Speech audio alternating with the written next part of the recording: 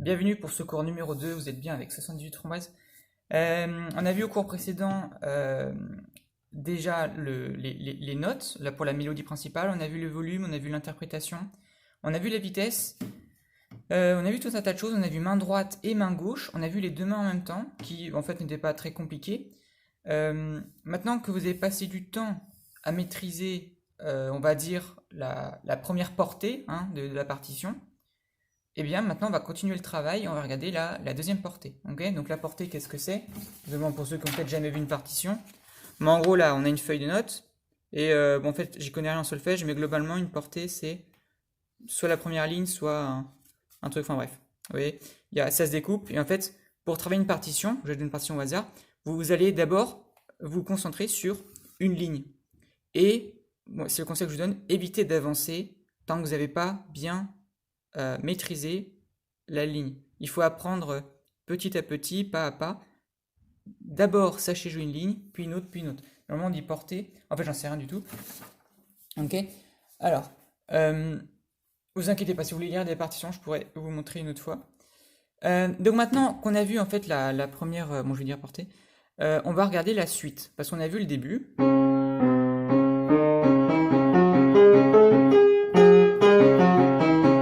Mais évidemment, ça ne se termine pas là. On sentait que c'était inachevé. Donc maintenant, on va regarder la suite. En fait, là, c'est un cycle entier qui fait 32 notes. Et on a fait les 16 premières, normalement. 1, 2, 3, 4, 5, 6, 7, 8, 9, 10, 11, 12, 13, 14, 15, 16, 17, 18, 19, 20. Ouais, bon, en gros, 20 et puis il doit en rester 10. Un truc du genre. Alors, on va regarder la suite. Alors, comme d'hab, on fait d'abord main droite. Alors, je vais peut-être me décaler. Là. Parce que maintenant, en fait, on va aller surtout dans... attends, je me suis trop décalé finalement. Ça me va pas. Donc maintenant, en fait, ce qu'on a vu, en fait, on commence toujours d'un do dièse et on fait le mouvement sur la droite, comme ça. C'est hors champ, mais c'est pas grave. Et en fait, parce que l'important, c'est qu'après, ça va se décaler vers la gauche. Donc, à l'oreille, vous, de toute manière, vous devinerez.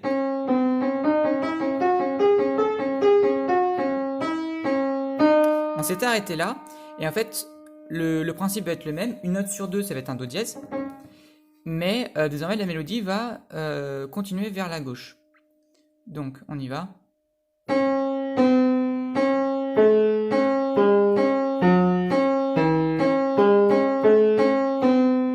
Et là on voit qu'on a fait le cycle complet parce qu'après on peut recommencer. Et là le cycle, la deuxième partie du cycle.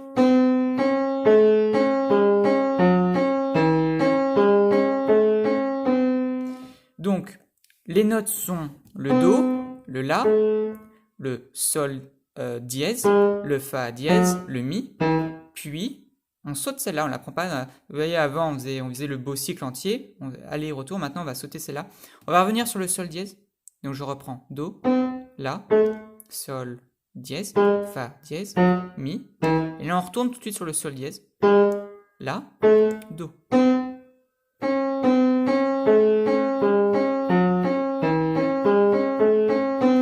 Voilà pour les notes. Maintenant, on va regarder les positions des doigts. Position des doigts, eh bien, il faut se caler sur la manière dont on est arrivé précédemment. Donc, je vais rejouer. Donc, je suis arrivé sur une position comme ça, donc c'est bien. Donc, index, pouce. Et là, on va faire switcher sur le majeur, parce qu'après, il va falloir écarter loin. Donc, on ne veut pas écarter sur l'index, c'est très désagréable. On va se mettre sur le majeur. Il y a une plus grande distance. Donc... Et là, si je me trompe pas, en fait, on va même aller sur l'annulaire parce que... qu'est-ce que je dis? Ouais, si. On va même l'annulaire parce que c'est encore plus agréable. Là, je suis encore vachement écarté. Là, ma main, elle se tord. Là, je suis davantage droit par rapport au piano. On va faire annulaire. Donc là, je suis encore sur majeur. Et au moment où je vais avancer le pouce pour aller avoir le Do dièse, là, j'ai la main. Si je peux faire ça à plat, peut-être. On va voir le décalage sur l'annulaire. Et après, on reprend. Et là, hop, d'un coup, c'est le Re majeur qui prend le relais.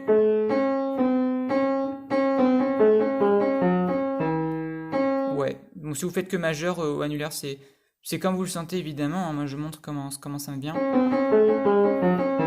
Mais quand vous allez faire 10 000 fois, vous allez comprendre pourquoi j'utilise l'annulaire et peut-être que vous allez faire pareil. C'est les doigts, en fait, vous voyez, il y a un switch comme ça. On est index, et il y a l'index, puis majeur, annulaire, il se succèdent.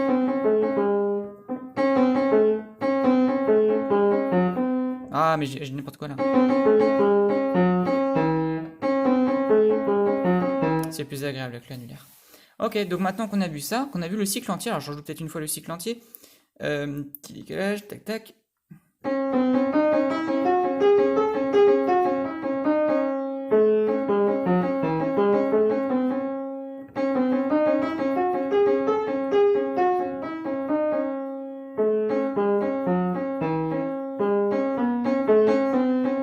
Maintenant, on va faire la même chose avec la main gauche.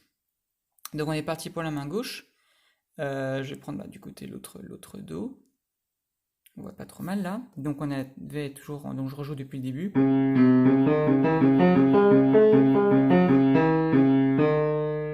Et là, ça va être essentiellement, en fait, ça va faire index, annulaire, index, sol dièse, enfin annulaire, pardon. Et là, par contre, on va faire carrément l'auriculaire. Et on n'utilise jamais le pouce pour celui-là.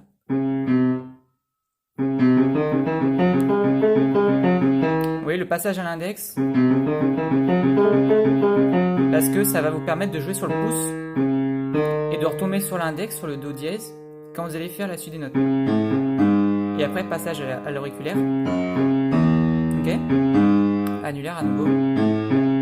Et là, on retourne sur le pouce. Pourquoi? Parce qu'après, on refait passer le majeur pour redémarrer le cycle comme on était au début.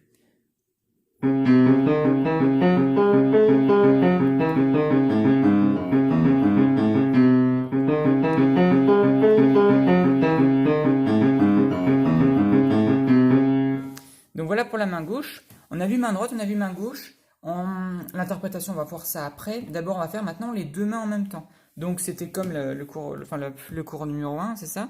Maintenant, c'est simplement les deux mains en même temps. Donc, on prend le temps de faire main droite. On prend son temps, mais mieux vaut faire les bonnes notes et prendre son temps. On fait main gauche, on maîtrise bien, et après on lit les deux en même temps. Donc encore une fois, ça peut prendre du temps, ne vous inquiétez pas. Moi, c'est juste que je fais des vidéos condensées, hein, notamment pour ceux qui seraient plus à l'aise avec ça, qui ont besoin d'un peu plus de vitesse. Dans ce cas, eux, ils regardent d'une traite la vidéo. Si vous sentez que ça va trop vite, n'hésitez pas à pause, prendre le temps, votre temps pour maîtriser. Et maintenant, on va faire les deux mains en même temps. Je vais peut-être reculer. Est-ce qu'on voit bien là? Là, on voit pas toutes les notes. Je sais pas trop comment faire. Mais de toute manière, je vous ai montré les notes. Donc, vous n'aurez pas de questions à vous poser. Déjà, on a vu comment je mettais les doigts, on a vu quelle note j'appuyais. Donc, ça devrait aller, même si c'est un peu hors champ. Mais là, pour l'instant, je sais pas trop comment faire sinon. Ok.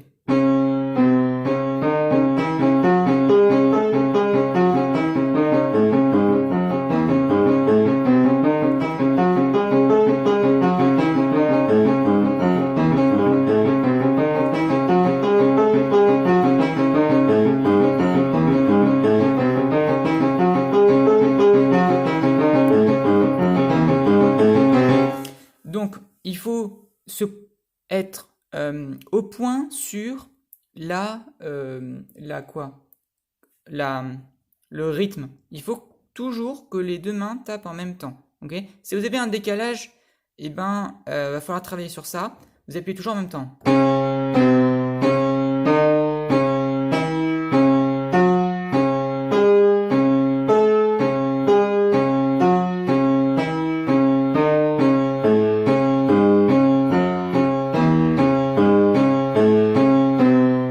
Vous pouvez renchaîner. N'hésitez pas à enchaîner 1000 fois le cycle, hein, genre à pas vous arrêter, mais à continuer à refaire depuis le début.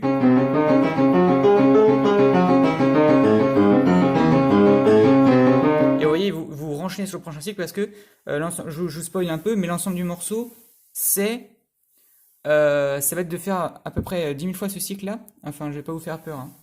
C'est pas vraiment ça, mais entraînez-vous à enchaîner ce cycle-là parce que vous comprendrez, hein. Voilà, donc il faut la simultanéité, c'est le mot que je cherche, la simultanéité de la pose des doigts pour que ce soit synchro. Ensuite, il va falloir maîtriser assez pour avoir une certaine vitesse. Et maintenant, maintenant qu'on a vu les deux mains, on va pouvoir voir l'interprétation. Donc, il y en a deux, pareil. En fait, la première interprétation, c'est pour l'intro. Et la deuxième, la vitesse, c'est pour le cœur du sujet, je veux dire. Donc, on va voir l'interprétation.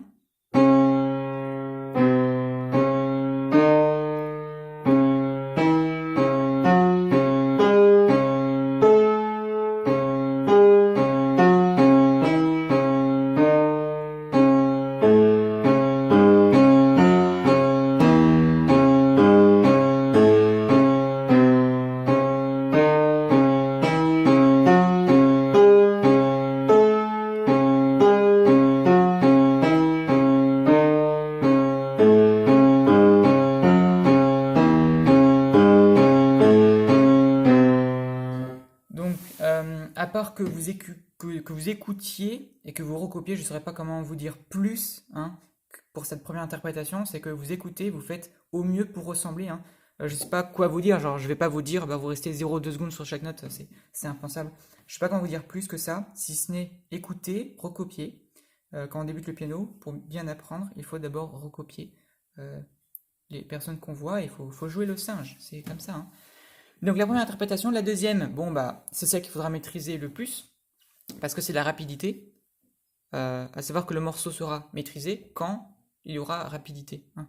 C'est aussi ça le jeu. Donc, ah oui, une note, c'est que vous voyez que ce soit main droite ou main gauche, les 10 doigts, enfin les 5 doigts de chaque main, hein, ont été utilisés. Et c'est pour ça que cette suite de notes est très intéressante, c'est que absolument tous les doigts sont utilisés, hein. Main droite,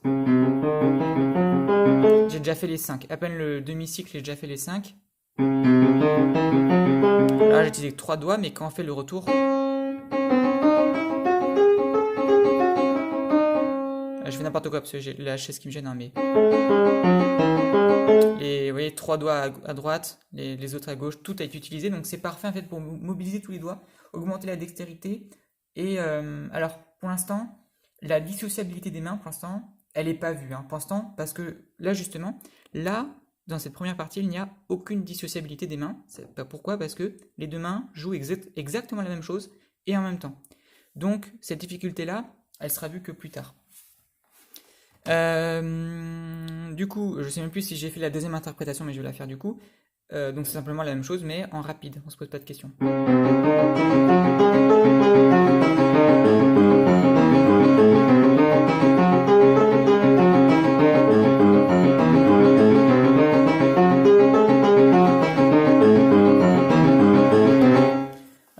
Pour info, pour avoir ce résultat-là, il m'a fallu plusieurs mois, sachant que actuellement, pour le temps de maîtrise, je trouve ce morceau-là plus dur que la fantaisie impromptue. Voilà, la fantaisie impromptue, c'est un sacré palier de difficulté, mais je l'ai trouvé moins dur que ce morceau-là parce que, bah déjà, évidemment, ça c'est que le début, vous voyez pas la suite, mais ouais, c'est peut-être parce que vous n'avez pas encore vu la suite. Mais sachez que je mets plus de temps à maîtriser ce morceau-là que la fantaisie impromptue. Euh, et il y a plus de notes dans ce morceau-là. Enfin bref. Euh, Après, c'est chacun, hein. Moi, je sais que pour moi, c'est le cas. Donc maintenant qu'on a vu ça, eh ben, je pense que on peut arrêter là pour ce deuxième cours. J'espère que ça vous a plu. Et je vous dis à tout de suite dans la prochaine vidéo. C'était 78 framboises.